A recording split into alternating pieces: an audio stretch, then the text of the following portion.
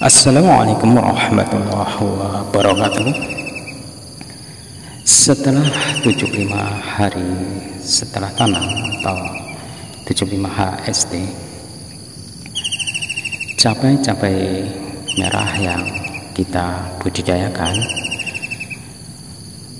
sudah menjelang masa memerah buahnya.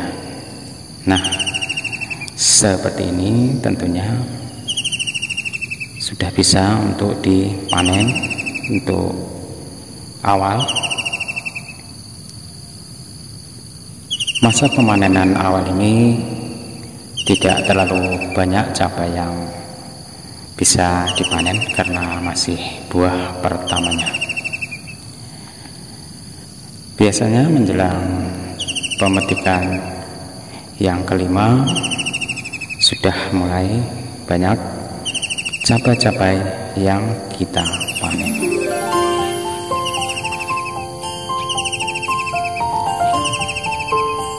Saat-saat seperti ini tentunya adalah memang yang kita tunggu-tunggu sebagai petani, di mana cabai yang kita rawat selama ini sudah mulai ada penampakannya, hasil yang akan dipanen. Selanjutnya bagaimana situasi dan kondisi pasar. Nah, seperti ini tentunya kita berharap harga jual dari cabai-cabai ini akan mendapatkan harga yang cukup lumayan mahal. Sebagai petani tentunya pengharapannya seperti itu. Dengan harga yang mahal, cuan atau keuntungan yang kita dapat sangat banyak dan sesuai dengan yang kita harapkan.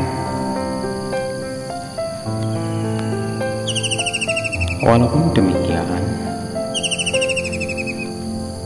modal yang kita keluarkan ini masih menjadi sebuah tanda tanya. Artinya, dengan harga jual yang ada di pasar, apakah bisa kita meraup keuntungan yang banyak? Atau ketika harga tidak sesuai dengan yang kita harapkan, sementara modal yang sudah dikeluarkan sudah cukup lumayan besar.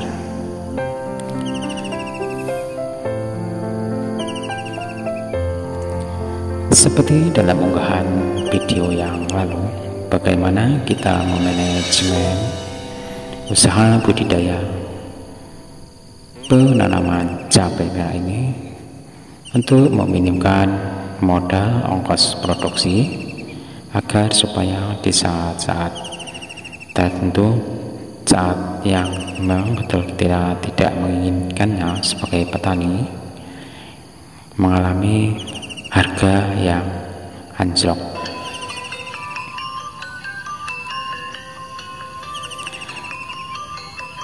Sistem penanaman semi organik yang kita terapkan ini tidak terlalu banyak modal yang dikeluarkan. Percaya atau tidak, saudara-saudaraku sekalian, budidaya yang kita terapkan saat sekarang ini, permodalan biaya yang dikeluarkan masih sekitar Rp200.000 sampai menjelang saat cabai ini memerah. Totalitas biaya yang kita keluarkan sebesar itu adalah untuk pembelian daripada sarana produksi pertanian dari jenis pupuk kimia, obat-obatan dan obat-obatan masih tersisa karena aplikasi yang kita lakukan hanya sekedarnya saja melihat kondisi dan penyakit serta hama yang ada di lahan penanaman cabai kita ini.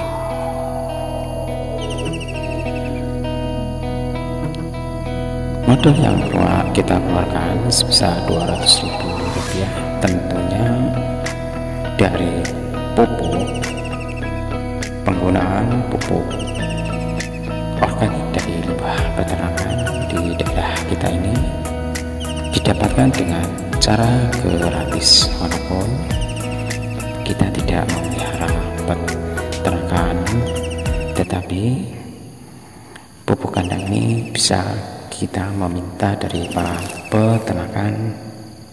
peternak dengan gratis, serta benih kita dapatkan dengan cara memperbanyak dari benih lokal yang didapat pada saat pemanenan cabai yang lalu. Pengolahan lahan tentunya kita laksanakan dengan cara mandiri tanpa TOT dan dikerjakan dengan tenaga kita sendiri tanpa bantuan orang yang tentunya dengan meminta bantuan orang ini akan mengeluarkan biaya tambahan untuk orang kerja.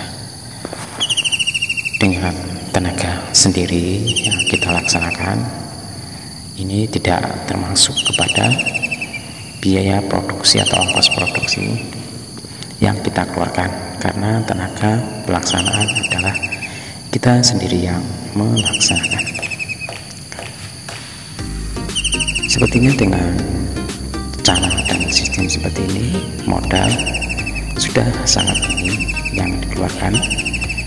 Seperti yang kami jelaskan, sistem organik semi organik ini biayanya masih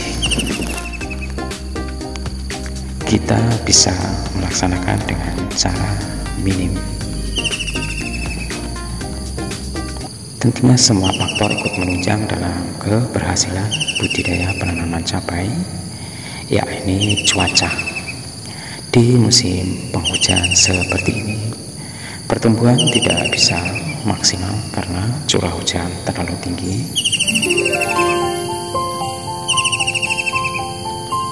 Dan di daerah-daerah yang rawan banjir ini bisa mengalami kegagalan panen. Tinggal bagaimana kita menginisiatifnya. Lahan kita ini rawan banjir atau tidak, pelaksanaan pembudidayaan melihat kondisi dan situasi cuaca ketika musim penghujan atau musim kemarau.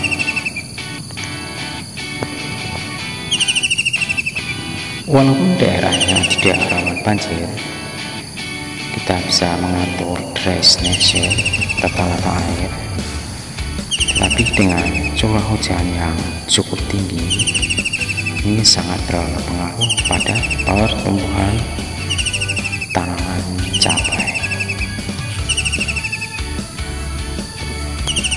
Sistem organik semi organik yang kami terapkan alhamdulillah serangan daripada penyakit tidak terlalu mengkhawatirkan, sehingga penggunaan pengesida belum kami terapkan sampai saat ini. Serta untuk membasmi hama, pelaksanaannya seefisien mungkin tergantung situasi dan kondisinya. Demikian dulu tayangan video kita kali ini. Jika ada kurang-kurangnya mohon maaf, dan semoga ada manfaatnya.